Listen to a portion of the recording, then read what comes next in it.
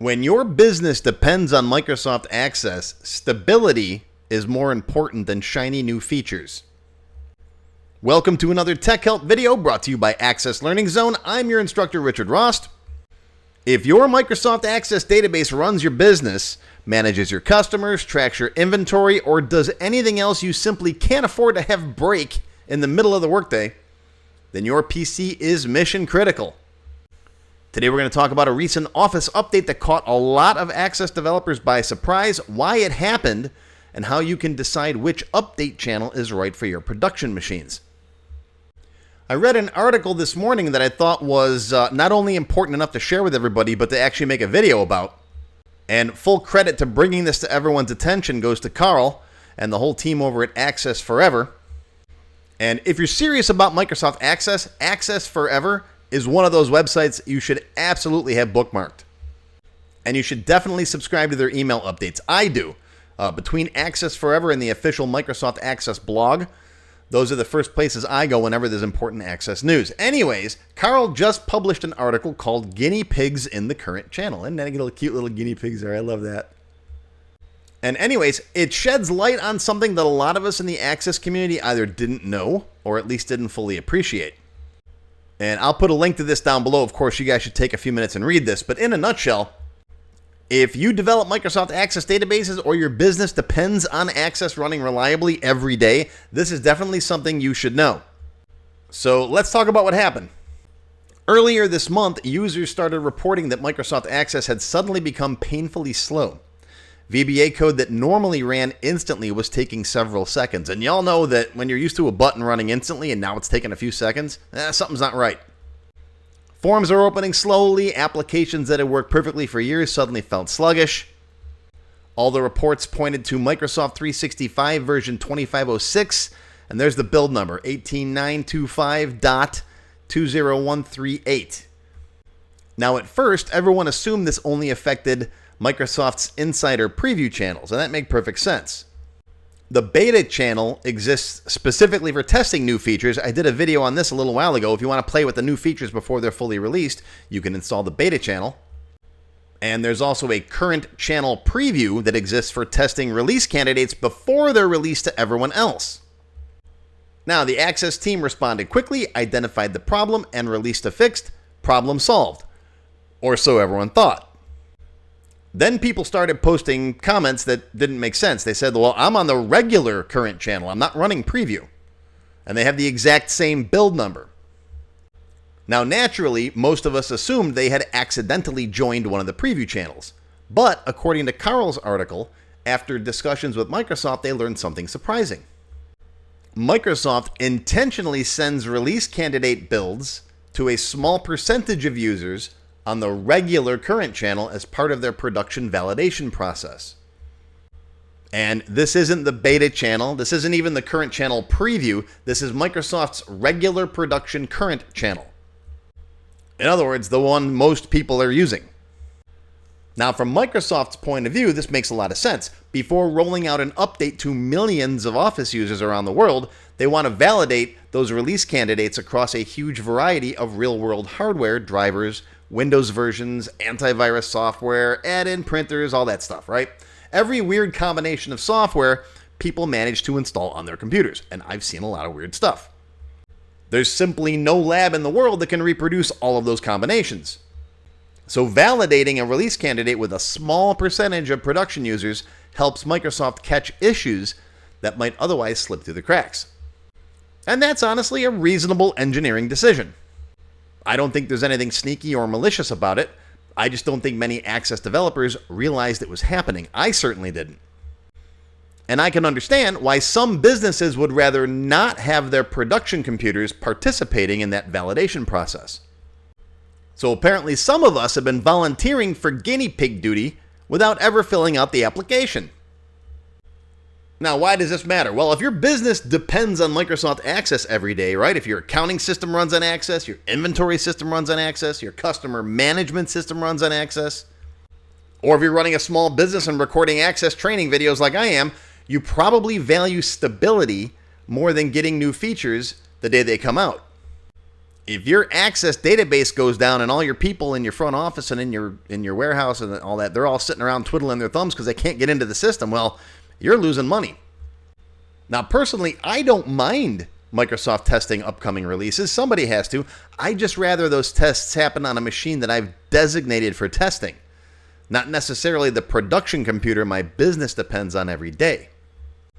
And that's exactly why Microsoft offers multiple update channels. So let's take a look at those.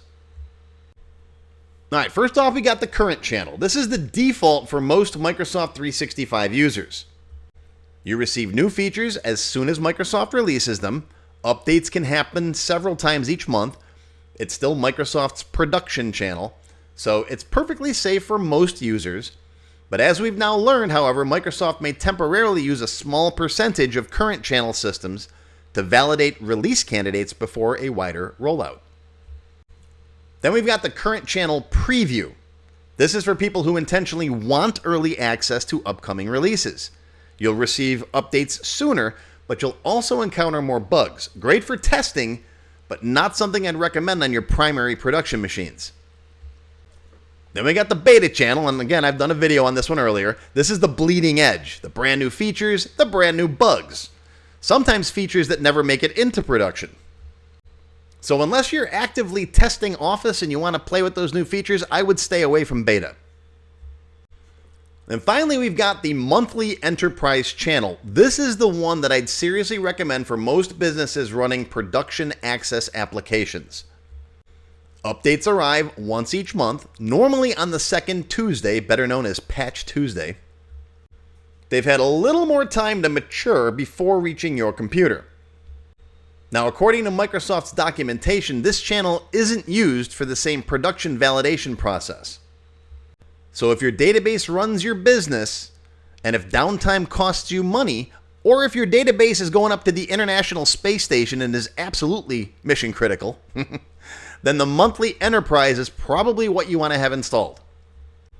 Personally, I'd even wait another day or two after Patch Tuesday before clicking update, just to give the community time to discover anything else that might be bad. And that's my philosophy is let someone else discover the bugs. There used to also be another one called the semi-annual enterprise. Microsoft is retiring that option, so there's really no reason to talk about that today. But monthly enterprise has become the long-term stable choice. Semi-annual was the one I used to recommend for like absolutely this machine can't go down. So what's my recommendation? Well, if you only remember one thing from today's video, remember this. If your livelihood depends on Microsoft Access running reliably every day, seriously consider putting your production machines on the monthly enterprise channel. Then if you have a second computer, like an older laptop or even a virtual machine you can spin up, leave that one in the current channel or the current channel preview or the beta channel if you want to play around with new features. That's what I have. I have an older laptop here specifically for testing the new Office builds before I let them anywhere near my production machines. It's also a very common IT strategy to keep one machine slightly ahead of everyone else so you can spot problems before they affect the computer the rest of the business runs on. So if you got like an IT guy in the office, let him get the new version first and he can tell you if there's any problems with it. And as always, make sure you back up first. Right? Back up, and back up again. You know me, I harp on backups all the time. It's very rare for an Office update to actually do anything to your database file itself, but I've seen weird things happen, so make sure you got a nightly backup if anything else. And here's one thing that I personally do. I don't let Office install updates automatically on my production machines. I turn off Office updates, the automatic Office updates. I install them manually when it's convenient for me, usually on a weekend when I'm not in the middle of recording videos or doing customer service or I need my database, right? This way you don't walk into the office on a Monday morning only to discover that Office decided to update itself at 6 o'clock that morning, and now your mission-critical database is acting strange before you've even had your first sip of coffee. Instead, I choose when to update. I make a backup first, finish whatever project I'm working on, or 6, and then I install the update on my schedule, not Microsoft's. And if everything looks good, great. If not, I'm dealing with it when I've got time to deal with it, not in the middle of a busy workday. And even if you decide for manual updates, I'd still recommend putting your production machines on the monthly enterprise channel. That way, when you're ready, you click update now, and you get the stability benefits of monthly enterprise while still staying in control of when those updates are installed. And always write down the last known build number that you know was good. I always do that. So you come into File, you go to Account, and right here is your version and your build number. Okay? If you click on About Access, you'll see it right up here too. Because if you install an update and it's not working right and you have to roll back to your previous Office version, it's easier to do if you know what this old build number was. And if you do have to roll back, which I've had to do a few times, go watch this video, it'll explain how to do it. Now, I also do something similar with Windows Update too. And yes, it is possible to completely stop Windows from installing updates automatically. It's not as simple as changing a setting anymore. It takes some more advanced configuration, including some registry changes. It's really a topic all by itself, and I'll cover exactly how to do that in a future video. But for Office updates, all you have to do is come in here, go to Office Updates, and go Disable Updates. And then you get to pick when they install. And as far as clicking stuff, while you're at it, go ahead and click that like button for me. Right? It helps other Access developers find my video, and it lets YouTube know that database geeks deserve a little love too. So click it and make sure that you're subscribed. All right, now how do you change channels? Well, again, Access Forever has a great page on how to do this. They talk about all the different channels. And if you scroll down a bit, here's the insider channels. Okay, so how to join a specific channel. They go through it all right here. I'm going to link to their page so you can go here and you can read this and you can walk through it step by step.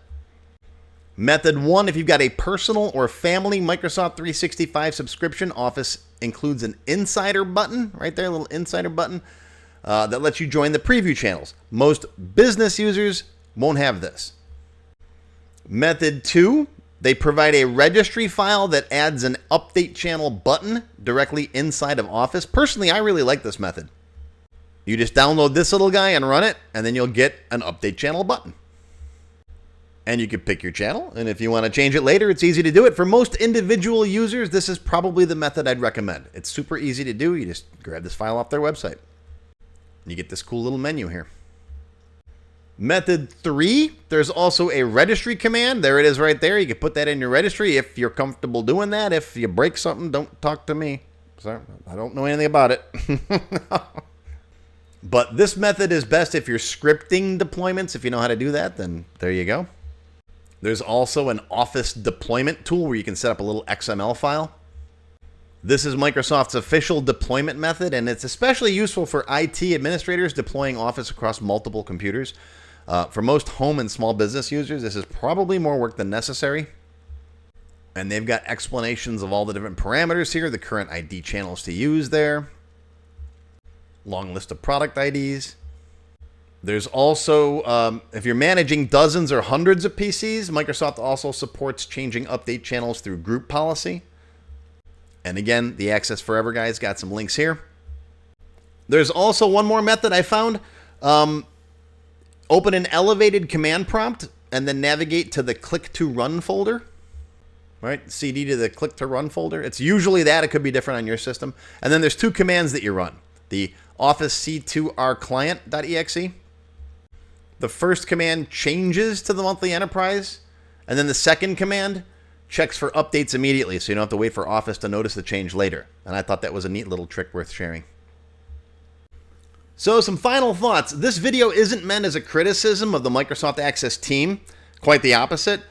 When the Slowdown bug appeared, they responded quickly, identified the problem, and released a fix. So they're doing great work. And another important takeaway isn't that the current channel is unsafe. It's understanding how Microsoft's release process actually works so you can decide which update channel best fits your environment. If your Access database is mission critical, then stability is usually more important than getting the newest features on day one. So check which update channel you're using, check your version and build number, and decide whether current channel or monthly enterprise is the better fit for your production machines.